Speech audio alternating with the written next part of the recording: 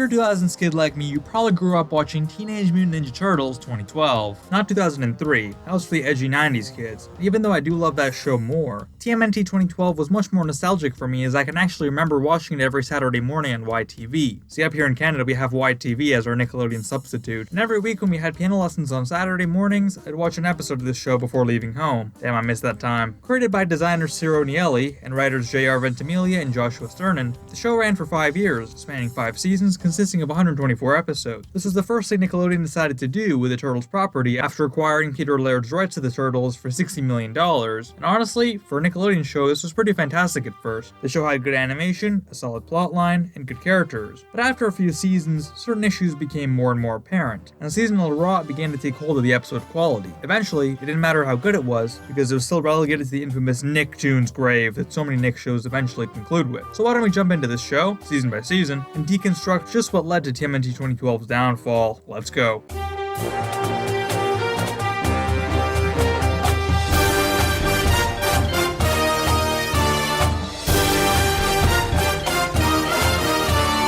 There's so much to talk about when introducing this show. We begin with a pretty brilliant introduction, as the first episode begins with the Turtles duking it out in the dojo. We learn about their skill levels, their personalities, and see their new designs along with Splinter. Listen, I love this version of Splinter, but something about making him so tall just doesn't sit right with me. Splinter should always be physically smaller than the Turtles, just cause that way you feel bad for him. Not only does it make him look wiser and more feeble, but then it's more impressive when he takes on a dragon with one kick. But that's a tangent for another day. The first episode celebrates the Turtles' 15-year anniversary of mutation, as we get this show's version of their backstory. Here, Splinter was actually a human, Hamato Yoshi, not a normal rat. Oh, maybe that explains the height. Through the brilliantly drawn 2D scenes, we see how he was ambushed in an alley and transformed into the nearest animal, a rat, by the Crane's mutation. This episode's animation also does a great job introducing us to the new 3D look. Other than TMNT 2007, there have been no TMNT properties prior to this that weren't 2D animation. And while I absolutely love 2003 storyboarding, color dynamics, and character designs in all its 2D glory, this show does not disappoint with its animation. I do prefer the larger, bulkier turtle designs by a long shot, but these turtle designs you get used to after a while. I do like how each turtle is distinct here though. Prior to this, we had the comic turtles, who are identical in their designs, even in the colors. The 80s cartoon gave them each distinct headband colors and the letters on their belt buckles. The 2003 series went further by giving each one a distinct skin tone to differentiate them slightly more. And this show goes the full extra mile to ensure that the head shapes are all different, that they're all different heights, with varying skin tones and facial things, as well as the little details like the crack in Raph's shell and Mikey's freckles. Just another one of the perks of being a 3D animated show is the replicability of the character design that are on the more complex side. Even the pupils here are a nice touch. I absolutely hated the pupils in Back to the Sewer from the 03 series, as many of you know. But alas, more time is spent fighting Shredder for the 100th time, and making me focus on those goddamn pupils. All I want is dark, gritty turtles with no pupils. Is that too much to ask? But the way they did it here looks great. They even made the eyes fully white during intense fight scenes and selfie moments. I love that we get the best of both worlds in the pupil department, because it adds emphasis to the white eyes, which makes it more valuable in the end. Great touch. The textures, lighting, and the background work of many scenes are spectacular, and the camera movement is a perk of CG animation that they definitely take advantage of. And gotta say, the ooze, or mutagen, or whatever the hell you want to call it, looks a lot better here too with the 3D visual. The 2003 version of PCRI ooze just looked a bit off. This version is perfect. It also serves a much more important purpose here, serving as the substance that mutates a lot of characters, including most of the villains here, into their more powerful ultimate form. Anyway, the Turtles hit the streets for the first time, and discover pizza, but more importantly, they discover April. Who am I kidding? That pizza is much more glorious. The Krang capture April and her dad, and the gang have to track her down and free her. Insert Force Donnie ship here, and the Turtles free April, but not her dad. The Krang serve as the main antagonizing force in this show, other than Shredder, and appear for a large majority of it. I'm good with that. Honestly, they're really well done here. The designs are brilliant, and the way they talk is hilarious, and is even made fun of in a mad way later in the show. And the hierarchy of Krang reveals new planets and foes for the Turtles to fight, always keeping it interesting. And don't worry, they bring back the Utrom concept, which makes me smile when I hear the word. It's even more crazy when you realize the main Utrom we need to worry about, but we'll get to that doozy in Season 3. We meet the Shredder's crew, including Chris Bradford, an upcoming running gag, who is mutated twice, first into Dog Pound, and then into Rawzar in Season 2. Pretty freaky. There's Fishface, another mutant, who is Bradford's sidekick for most of the show, and some other goons who serve as Shredder's minions. Too long if you ask me. Even Stockman is back here, reverting to being a mere housefly like in the 87 series. Kind of a waste compared to his 03 version, but that's neither here nor there. At least these new sidekicks have some good powers and backstories to them. Better new than recycled, right? Even Shredder is still quite good compared to other versions of himself. all except the 03 version, obviously, but nah, seriously, he's given a great portrayal here. He has a much deeper connection with Splinter, being the brother to Yoshi, basically taking Mashimi's role from the 03 series. Yoshi was with Tang Shen like in that version too, and Saki was like a brother to him. His backstory reveals a much more personal side than just being an evil brain alien who was possessed by some dragon demon. His design is also badass. The suit is awesome and we see his face rarely, but only to emphasize the massive scars and ugliness under the mask. He's much less charming and out in the open than the preceding Oroku Saki, but almost equally as conniving. And the difference is, in this version, he actually succeeds in... wait, no, never mind. We'll get to that when we get to it. Right now, we're still introducing the basic elements. These first few episodes are the most nostalgic for me, to be honest. My favorite episode of the show, Cockroach Terminator, literally made me scared to death of bugs like that when I was a kid, especially because Raph was always my favorite turtle and all. This episode was just relatable on another level. Super memorable storyline and ending. Really cool animation that should have probably never been on children's TV, but I'm so glad it was.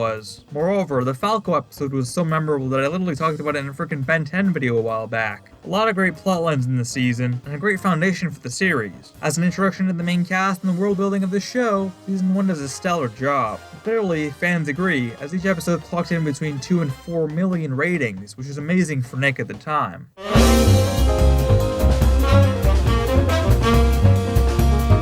Season 2 is another great season, introducing us to more characters. Like other shows we've talked about before on the channel, Season 1 focuses on the plots and world building, and Season 2 expands the tight cast to include a bunch of new players. This includes Casey Jones, who is just insufferable in this show. I hate his flanderized persona, I hate his stupid punchable design, I hate his voice. It just makes me wish that 03 Casey would come back and kick this spoiled brat's ass. They even stole his Goongala line, which really got on my nerves, because this Casey doesn't even deserve Booyakasha. The forced love triangle between him, Donnie, and April is also pretty cringy and insufferable in his own respect.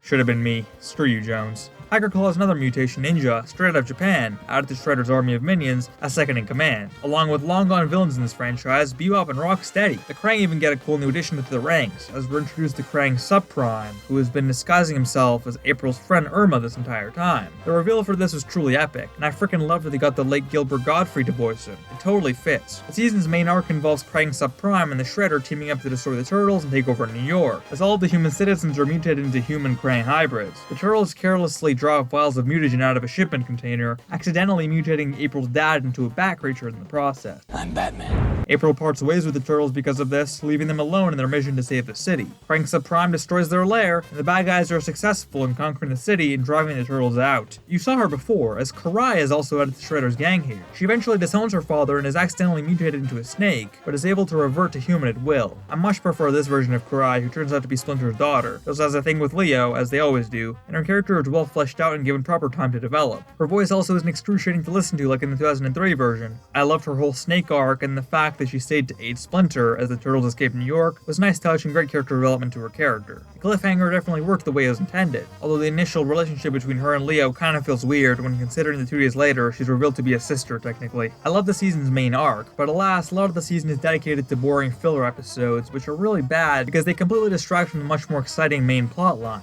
You need to watch them though, because here and there are clues and anecdotes to complete the larger arc, but they're scattered so well that you can't go without watching this annoying filler junk. There are a lot of weird ones, like the one where mutant pizzas invade the city and Mikey has to save the day, or when Mikey gets disgusting glowing pimples all over his face and shell, which is absolutely revolting to watch as a kid, even more than the cockroach episode. Now to be fair, there are some good ones, like the ones introducing the Rat King and his epic fight with Splinter, or Raph's skirmish with Slash, his pet mutant turtle gone rogue. But these episodes were scattered throughout the larger plot, making it a total annoyance to sit through the season with any kind of real anticipation. Maybe if they put the real episodes to one side of the season list and the filler episodes to another, kind of like Season 3, I wouldn't complain as much, but going from Krang Invasion plotline to mutant pizzas is just bad storytelling. I'm sorry. I didn't really touch on the theme song in Season 1, so I'll address it here. It's absolutely awesome. There's even a slight update in Season 2 to show the new villains, and super engaging throughout. The one thing TMNT never disappoints on is the theme songs, and I gotta say, this one is no exception. I've literally ranked this one among all the other ones, and explained it in much more detail if you want to check out that video after this one, link here, but there's not much more left to say. The melody is super sweet and never gets old, and the animations and visuals are stunning and energetic. Super nostalgic too. This was my anthem as a little kid, almost as much as the closing theme of SpongeBob, the Alien Force theme song, or the O3 theme. Totally rad. The season ends on a pretty depressing note, as the turtles are on their knees from all their foes, and are resorted to leaving the city to April's farmhouse, just like in O3. Kinda interesting how, tying it back to the theme song, the whole good guys win and bad guys lose line, which is catchy but not exactly good as a lyric in my opinion, is completely proven ironic and not necessarily true considering the entire season ends on a catastrophic note. I love how the show wasn't afraid to leave fans on a negative cliffhanger. Now it's time for the farmhouse saga. Let's see how they handle it, shall we? There are a few things in this world I find more boring and vapid than the TMNT farmhouse arc, but the turtles are on their shells as they plan to return to New York, and we get a litany of boring filler episodes that add absolutely nothing to the overall plot. Even 2003 couldn't really get this right, and there's no exception here. Ain't it nice to see that some things never change? I literally watched these at 2x speed while waiting for the one additional minute anecdote in each episode that added to my understanding of the main arc. At least Leo's voice is different here, so we have something else to complain about. I guess now's a good time to talk about the voice actors and how wonderful they are in this show for the most part. Led under the direction of the wonderful Andrea Romano, who did voice direction for many episodes of Ben 10 Ultimate Alien, SpongeBob, a bunch of Batman shows and films, Teen Titans, Avatar, etc. She did wonderful here, and most of the voices fit the characters quite well. 3 characters voiced Leonardo throughout the show. Jason Biggs did it for the first and most of the second season, while Dominic Castronbone took over for the remainder of season 2, after it was revealed that Biggs had tweeted some insensitive things in the past, which led to Nickelodeon receiving a ton of complaints. I'm almost always against cancel culture of this form, no matter how offensive the jokes are, but I'm kinda glad he was replaced because his voice was always a bit too nasally for Leonardo in my opinion. I'm sorta glad they took the thing. The way it imitated me was starting to creep me out. His replacement did a great job matching him as closely as possible, but Castronbone's voice was slightly more high-pitched as well, which in my opinion didn't fit the character either. They tried to excuse that in the show by saying he had a throat issue, which led to the voice change, which I thought was clever. Seth Green ultimately replaced him after season 3, which was positive considering he sounds the best after you get used to the shell shock of difference you hear in the first 5 or 6 episodes. Space Heroes is a great show, and Captain Ryan is a great hero. Someday, I am gonna be just like him. There's gotta be another way. We need to establish a second base outside the city. Okay, we ninja in from above, and then we drop down and disarm the missile. Raphael is voiced by Sean Astin, who does a really nice job. Not as good as Greg Abbey, but still not bad. I aced your butt twice already. You wanna go for number 3, huh? Rob Paulson does the voice of Donatello, which I think is awesome, because he fits the character and also has a ton of experience with turtles, having voiced Raph in the '87 cartoon. Cause with this technology, I will be invincible. What should I make? Electric size? Multi-shot shuriken? Greg Sipes takes over Michelangelo, which I also love as a casting decision. Giant robots are awesome! I vote Turtle Mech! I love Sipes in everything, from Kevin to Beast Boy, and his performance here is probably the best among the 4 turtles, arguably even better than Donnie. He's also paired with Ashley Johnson, who voices Renette, the time traveler girl who I never really liked very much. I swear, even in the O3 series, it was unbearable, and here is no different. Maybe it's just not my cup of tea, but her chemistry with Mikey is evident, considering these 2 actors are always shipped together. This show sure does love to ship characters, huh? Kind of overdone. We'll get more into that later. The first few episodes take place in the farmhouse, and I gotta tell ya, I didn't like the whole 2 episodes we got in O3, and I sure as hell don't like quadrupling that to 8 entire episodes that separate us from the giant invasion taking place in New York. I mean, the return to New York thing was probably the best thing in 2003, so I just hope it's not trash here. After coming back to New York, the Turtles team up with the mighty Mutanimals to destroy the Shredder and bring the Krang invasion to an end. Gotta say, the Mutanimals are a terrible group. Slash is just the negative Leo from Fast Forward with Makeover. The monkey guy is pretentious and totally flanderized, and can barely do anything without his helmet. Leatherheads has nothing except for, my friend, and isn't even that tough. And Pigeon Pete is just an unfunny comic relief butt monkey that has nothing to the equation. It really brings the show's tone and seriousness down when the entire Earth relies on a bunch of bland and unfunny allies. At least they got Jack J. Kurtzman on their side. Which they're gonna fire at the Earth itself. Just ignore that. Alright, that's funny. The Turtles and the Mutanimals thwart the Krang's invasion of Earth and turn things back to normal, while also blowing up Krang Subprime. Oh, I'm gonna miss that dude. Much of Krang's mutagen supply was spent in the invasion of the city known as New York City. What is that? We've been here for thousands of years. You can't even speak proper English! Whoever cast Godfrey as his character, God bless you. And I've got the perfect new invention to storm Dimension X! A water tower. Hey, it worked for Splinter, didn't it? The next episode introduces us to this iteration's version of Hun, who is literally just Bruce Lee. God, such a waste. Not even a unique design, just a Bruce Lee copy. Why even add Hun if you're gonna do this to him? Is every repeat character here a waste? At least Mikey's good. It's too dangerous. It's better if I go alone. I don't care what you say. I'm going. I'm here for you, dude. Yeah, alright, this version of Mikey was better. Oh, not these freaks again. Tell me about it. The season ends with a giant Triceraton invasion, as well as the Krang coming back after they repaired their Technodrome. Talk about copy storylines. Literally every part of the Triceraton plotline is taken from a certain prior iteration, although I do love the black hole generator idea, and it totally brings the stakes up to your eyes. We're introduced to Bishop here too, but he's totally different from his commando agent persona from the 03 series. He's now an Utrom, which is a defector branch of the evil Krang, who the Turtles have been fighting all along. The Utrom Council, who we've seen before, is now actually given characters who are memorable, with each being named after a chess piece, Rook, Queen, etc., which I thought was a nice touch. While this is a totally different take on Bishop from my favorite character of the 03 series, I'm glad they didn't copy it and ruin it, because they do a pretty good job with what they changed it to. I like this version of Bishop, and I think his shades are a great design choice. He can even fight well against the Turtles, which I found cool. The gang even resorts to teaming up with Shredder because they need all the help they can get. They fight the Krang and the Triceratons, but are not successful in defeating them, as the black hole generator, or Heart of Darkness as it's called, begins engulfing the Earth whole. Splinter attempts to stop it as Shredder strikes through him with his blades and murders Master Splinter in cold blood in front of his sons. The scene is orchestrated so goddamn perfectly, it's honestly immaculate. I love the slow-mo, the split screens, and the music. Shredder's cruel, evil character is honestly explained perfectly in this episode, as he'd rather destroy the entire world, including himself, if it means he can have his revenge on Splinter. And it's not even a bullshit death. Splinter actually dies here. Things seem bleak until Professor Honeycutt is introduced, in the same freaking way that Sterling was introduced in Fast Forward. Hurry! We haven't much time! Come with me if you want to live. Hurry, Benjamin. You haven't much time. Season 3 absolutely ends on the best note, in terms of sheer stakes. Nothing worse could have happened. Splinter's dead, bad guys won, and the entire Earth is destroyed. So viewers are totally hooked on this cliffhanger for Season 4. I gotta say though, I hate the inconsistent tone here, along with most of the show. Like, Earth literally gets shattered and the episode ends with, This is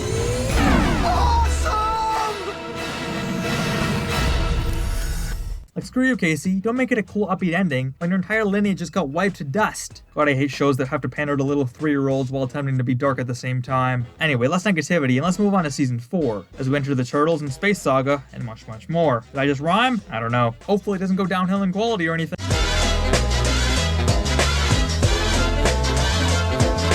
The season jumps right back into the action as Professor Honeycutt takes the Turtles, April, and Casey back in time 6 months by spinning around the Earth at hypersonic speed to warp space-time. This gives the Turtles a second chance to collect the pieces of the black hole generator before the Triceratons, so they can save the Earth from repeated annihilation, kinda similar to the pieces of the map of Infinity from Benton Ultimate Alien. Later, Honeycutt explains that they can only do this once, but I never really heard an explanation for that. Why can't they just keep doing it over and over if all it takes is spinning around the Earth and rewinding time? This version of Honeycutt is kinda worse than his 2003 version, but it's also kinda better in other ways. He actually created the black hole generator device in this world, like he created the teleportal device previously. He's a lot more competent than his 03 version, which makes him a bit less charming and interesting, but also less annoying. His voice mimics that same pattern, as the new voice by David Tennant is a lot less annoying, but also a lot less charming and memorable than his voice by Pete Zarosika. I like how his voice still kept the same general spirit though. More on the space thing, this half season is really visually stimulating. We got a whole updated theme song with the space monologue and the cool visuals, and the entire space saga includes beautiful imagery and intricate set design. While the character designs are a much easier ordeal with 3D animation, since they can be made once and repeated thereafter, I gotta give them credit for the backgrounds, since it's a lot harder than making 2D backgrounds which don't require entire set design for every little scene. We interrupt the space arc to bring you Transdimensional Turtles. This episode is an awesome crossover between the 87 Turtles and 2012 Turtles, with a fantastic mix of 3D and 2D animation, like something out of the Jimmy Timmy Power Hour. The plot is basically the exact same as Turtles Forever, and there are a lot of repeated jokes here.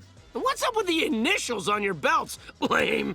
Check out the initialized belt buckles on these yahoos. I wouldn't call it better than Turtles Forever, the animation here is significantly worse, like during the 87 World scenes, where the 2D animation looks cheap as hell. I didn't really mention this earlier, but it became evident to me in the scenes where both Donnies go to the Prime Comic Turtles continuity. The 2012 show is incredibly desaturated, and normally I'd be okay with that because I hate the modern look that is super colorful to the point of getting a corneal ulcer, but sometimes it's just too bland. Like the 2003 series was also dark and gritty, but Raph looked awesome with the bright red and the perfect green tone. Sometimes a bit more color doesn't hurt. It just looked off in the Prime continuity scenes, how dark and desaturated 2012 Donnie was. It didn't even do a good job matching the lighting to the environment. I overall recommend watching Transdimensional Turtles though. It's endearing and fun, but nothing special if you've seen Turtles Forever. I hate how they show a bunch of iterations of the Turtles, but completely ignore 2003's entire existence. The show was incredibly popular, and pretty much the default Turtles show at the time, so unless it was a licensing issue, I hate how they ignore that show's existence throughout 2012. Another episode in the Turtles and Space Saga that is worth talking about is this random episode where the gang has to navigate through Mikey's freaking brain, and it's just as colorful and weird as you think. Compare this Mikey's antics with that of another version. The first step is to distract them with pepperoni!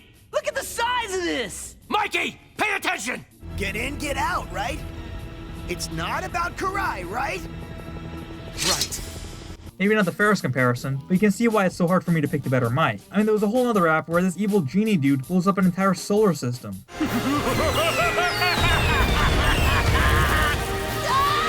I don't know, still no Norm Macdonald. I'm off to destroy Canada. They've had it too good for too long. Canada!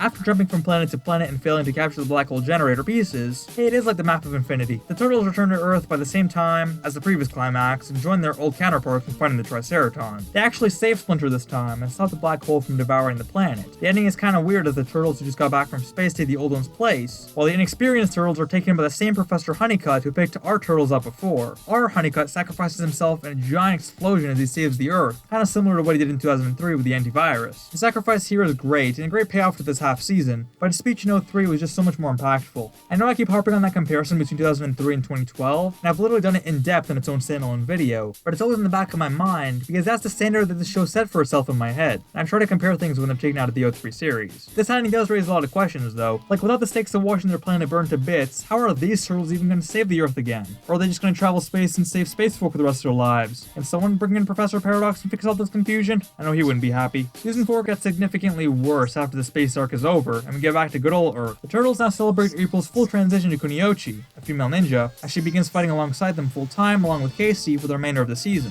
They find out Karai has returned and the brainworm is gone, because she's vowed to restore the Foot Clan and undo the damage Shredder has done to the clan, with the help of her old friend from Japan, Shinigami, who is a super bland and forgettable character to be honest. Of course, Mikey has a thing for her after seeing her for 2 seconds, because this show is obsessed with unnecessary ships. Is this some kind of Gen Z thing where the TikTok brain is so bad that it makes kids develop a crush after 0.2 seconds of seeing someone? It's not even just Mikey. We've already talked about Donnie and Leo, but even Raph has a crush in this season, who is even more serious as a love interest. While in space, and even after, he falls in love with the salamandrian who he names Mona Lisa. And they actually kind of make this relationship work because it's totally two-sided, rather than the cringy one-sided crushes we've seen too many times here before. I don't know, even the Mona Lisa thing kind of annoys me every time it's brought up. It does teach kids to be wary and vigilant of a crush they have, because she literally betrays Raph in an episode, but it's also just annoying to sit through a clip of the lovey eyes with Mikey or even Raph while there's serious stuff happening. It's even revealed that Shredder is alive, but gravely injured from the previous episode, and he's now using mutagen provided by Stockman to speed up his recovery and to further increase his strength. We get a few episodes fighting the Shredder's minions, like Tiger Claw, and this show's version of Yo-Up and Rocksteady, who I despise, until Super Shredder is born after he takes a lot of mutagen at once. Shredder's minions are so overused at this point that a lot of these fight scenes seem boring and repetitive. A lot of the episodes are also just dragged out to oblivion, to the point where I could literally watch it in 1.5 or even 1.75x speed, and it actually seems normal and still coherent. That's how slow the regular episodes are in comparison. Another reason I hated those Space Invader or Bradford cartoons that would always play is that it was obvious it was meant to fill up some time, and occasionally foreshadow the plot in some minute way. Ergo, this show is slow. There are a few good episodes. There's a thing where Raph makes a reference to his Night Watcher alter ego in the 2007 movie. That sounds more like me.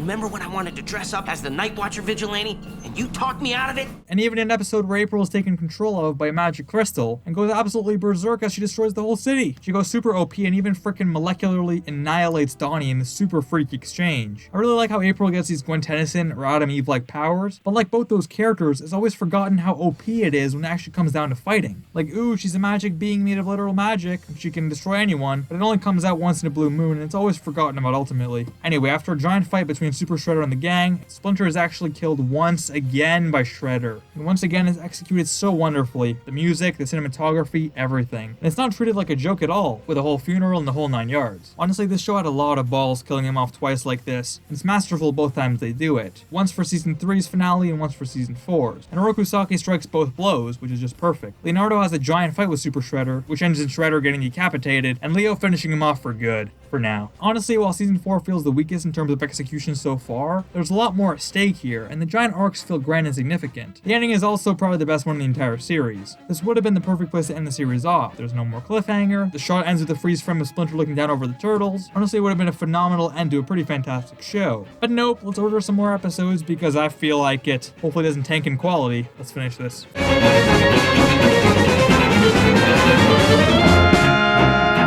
Before we we jump into Season 5, I gotta talk about this theme song. I absolutely love it. I'm a sucker for silhouetted and simplistic animations like this, and the music instrumental is a banger. With that out of the way, I gotta talk about how far the season has fallen compared to the previous 4 seasons. Season 4 was definitely a regression from the previous seasons, and despite the improvements on animation quality and technical aspects, the actual story quality in Season 5 is horrific. This season introduces Cavaxis, the evil Demo Dragon character who is bound to an ancient seal held by Tiger Claw. With the help of these esoteric slaves in the underground city, this new alliance plans to resurrect the Super Shredder through some magic portal. I think it's a good time to say I hate the magic and fantasy elements whenever they're brought up in TMNT. I hated the Notes from Underground arc in 2003, I hated the whole Rock Monsters thing in 2007 movie, and this is no exception. I don't know what it is, but this franchise is just not suited for fantastical elements with ancient lore and all this crap. And the problem is that Season 5 is pretty much the season of the fantasy. It's called Tales of the TMNT for a reason. A man roaming the sewers found the green glowing ooze, transformed into the first of these horrible monsters. He captured more people from the street. These clones built an underground shrine to Shredder. And that is when Tiger Claw, hunting for you turtles, found them. Weird. Wait, who the hell was the sewer photographer who took this picture? It is pretty interesting how when Cavaxis releases all the dead folks' ghosts from the afterlife, Splinter's ghost also returns, and a really sweet exchange between him and the Turtles. Eventually, the Turtles defeat him and send him back to where he came from, along with the resurrected Super Shredder. Everything about this villain is just so obvious and cliche. You mean, if they fail me, Cavaxis?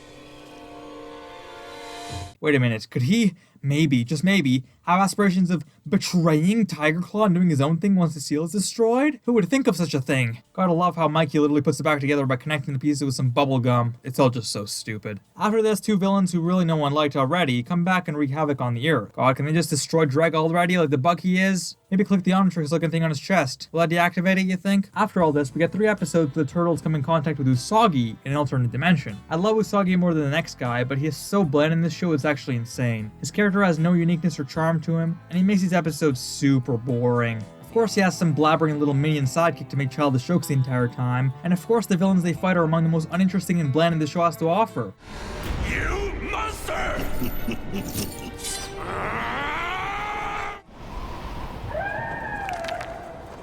That looks pretty cool though. The animation quirks kind of carry these episodes in my eyes. Glad they got the whole feudal Japanese obsession off their chest, because it's not as memorable or iconic as it was in Season 5 of 2003. These are almost as boring as the Farmhouse episodes, and that's saying a lot. Then, ooh, we get story time! Lone Rat and Cub serves as the middle transition episode of Season 5, and it actually works quite well as an episode. And hey, it was written by Kevin Eastman. No wonder it actually works. What terrible deed did I do in a past life that such a curse has befallen me? Damn, that's deep. Krang has spotted mutants. Move metal buttocks, Krang. That's good.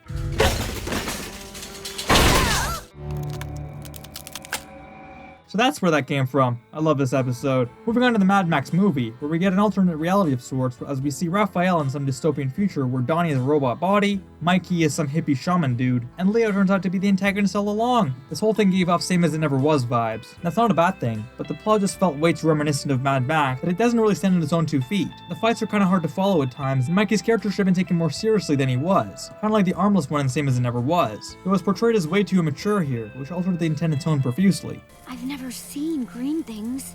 What are we? Vegetarian chopped liver? This whole season is like a series of shorts melded together, but not really shorts, more like full-length movies, split into episodes and put together as a giant tale book. And on paper, there's nothing wrong with that. But when one of the stories just doesn't hit, it's hard to sit through 3 or 4 of the same thing. Normally, I prefer long arcs rather than episodic shows, but here it just doesn't work for me. A season full of tales like this should be episodic in nature, as the themes presented are so folklore that they cater to a very specific audience in most cases. And if you don't like it, you're stuck with it for 5 episodes. The next series of episodes is the show's Halloween special, bringing every single Halloween cliche character, from Dracula to Igor to Frankenstein, to have some uninteresting time travel shtick where nothing is ultimately achieved. Only thing here is the Ashley Johnson-Greg Sipes chemistry, and that's not even that good anyway. I hate these Halloween episodes probably more than any other group of episodes the entire series. They were way harder to sit through than I thought. Maybe I'm in the minority when it comes to this opinion, but I'm pretty sure a lot of people agree with this sentiment if they're being honest with themselves. This crap was boring. The season, and thus the series, ends with the Wanted, Bebop and Rocksteady special. It's funny that on the wikis, every 22 minutes of these specials, including the Raft TV movie, have separate names, as if they were different projects. They should all be under the same umbrella in my eyes. In this special, the 87 Turtles we saw before return, and so do the 87 Shredder and Krang, teaming up with our Bebop and Rocksteady, and creating a huge problem with the new Foot invasion of Earth alongside the Krang Technodrome. Aside from seeing the old Turtles again, this special touches on very little that's actually new. It was charming to see the 2 groups train alongside each other, and there were some funny jokes. Wait! You can't kill us!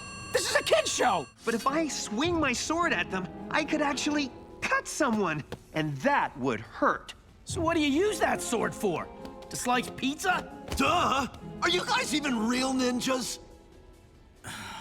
But at the same time, it just feels that there's no heart to any of it at all. They don't even make a single peep about the death of Master Splinter, considering these turtles had no idea it happened. The end of the episode feels rushed in terms of pacing, and the solution was just reminiscent of Turtles Forever, in the way that Bebop and Rocksteady basically saw the bad guys themselves. If they really wanted to bring this crossover back, fine. Then make it an hour and 30 minutes and actually treat it like a TV movie. Honestly, I feel like the Bebop special and the Raph special could have both been TV movie finales, with the Raph one airing second, since it's the one with a solid ending and nod to the creators, and there would have been no need for any of the Demo Dragon crap, the Usagi mess, or the Halloween shenanigans, and the Splinter episode could have been placed in season 4 as an extra series finale. Pretty much the entire rest of the season was unnecessary and uninteresting. It definitely didn't help that half the season aired on Nicktoons, as it suffocated for ratings, but I see why they decided to do that. Unlike other shows that were killed on Nicktoons, I feel like it was kind of a smart decision for this specific iteration. The show had a movie mid-season, and airing it on TV might have been confusing to be split through 3 different weeks. Before the Nicktoons transition, these episodes were barely raking in 1 million views per episode, whereas in the beginning the show was rocking with over 3.5 million. In the end, the show didn't end in absolute rut, but it was still quite a downward spiral from where it began, and was quite different in terms of storytelling caliber. Too many episodes where nothing happens, boring subplots, uninteresting characters, flanderized existing characters, and an inconsistent tone resulted in the death of a show that could have continued well into 6 or 7 seasons. It served its purpose to deliver a decent iteration from its predecessors, but seasonal Raw eventually caught up with it. I think ultimately all fans can agree that TMNT 2012 delivered an imperfect but still kick-ass iteration that explored new storylines and old, while adapting the franchise into a new medium and changing some things rapidly. This show was a lot of fans' introduction to the Turtles, including myself, and it still holds true as one of the most nostalgic cartoons for me personally. It expanded on a ton of characters, while also building new ones, and delivered in solid quality for the majority of its run. And no matter what I or anyone else says about its dip in quality, or plot holes, or tonal inconsistencies, I think there's no denying that TMNT 2012 was a fantastic show, and definitely worth a watch. And we never even mentioned those freeze frames. I freaking love those things. Definitely the most unique thing to come out of the show. It would be pretty funny if this video ended with one, you know what I'm... What do you think? I'd be infinitely curious to hear your experience or opinions regarding the show in the comments down below. I've made videos on TMNT 2003 in full retrospect, I've made a video comparing 2003 and 2012, I've even made a video ranking all the TMNT theme songs, so be sure to check those out with the links below. I'm sure one will pop up right here as I'm saying this. Oh, there we go. Be sure to leave a like and subscribe to my channel to support my ongoing nostalgia tour of mania, and follow me on all socials to keep up with my tomfoolery. Thank you so much for watching, and I'll see you beautiful ladies and jellyfish in the next one.